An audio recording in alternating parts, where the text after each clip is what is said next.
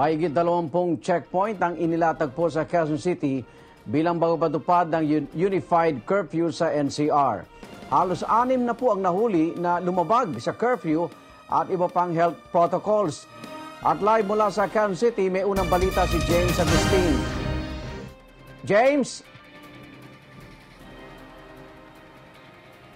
Igan, good morning. Andito ko ngayon sa boundary ng Quezon City at San Mateo, Rizal, kung saan nagsasagawa ng checkpoint ang pulisya. Isa ito doon sa 23 na checkpoint na inilatag ng Quezon City Police District na mas lalo pang pinaigting yung kanilang pagbabantay matapos ipatupad ang curfew simula kagabi. Kagabi, inspeksyon ni QCPD Director Police Brigadier General Danilo Maseri ang mga checkpoint sa lungsod. Pinahinto ang mga motorista at tinatanong kung saan pupunta.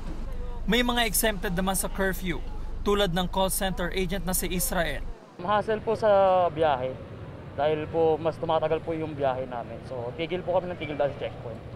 Pero okay naman, ma-adjust naman po yung oras ng pag-prepare. Sa bahaging ito ng Pitwason Boulevard sa Cubao, pinahinto ang mga motorcycle rider na ito. Bibili lang ako sana ng pagkain. Opo, dahil yung anak ko rin po hindi pa po kumakain. Kakagising lang din ako. Pinagsabihan lang ang mga rider at hindi na tinikitan. May checkpoint din na pinwesto sa Elliptical Road.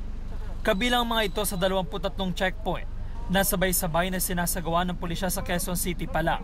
Sana yung ating mga mamayan ay iwasan ng lumabas, yung wala naman talagang gagawin sa labas, yung mga standby, yung walang rason. Dinala sa Batasan Police Station ang ilang lumabag sa curfew at health protocols sa Barangay Batasan Hills. Ang lalaking ito pauwi na raw galing sa bahay ng kanyang girlfriend. Sakto tumiming, pagbaba ko, nandun na sila.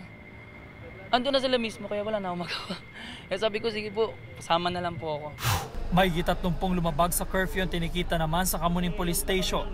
Kabilang dyan ang isang lalaki na bumili lang daw ng suka. Kaso wala po akong sausawan kaya bumili lang ako saglit eh. Tuwag ka na ba? Wala, nasa bahay akong init eh.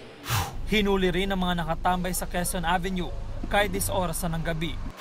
Nagsagawa rin ng operasyon ng Task Force Disiplina sa 6 na barangay. Nasa 26 ang nahuling lumabag sa curfew, kabilang ng 2 menor de edad.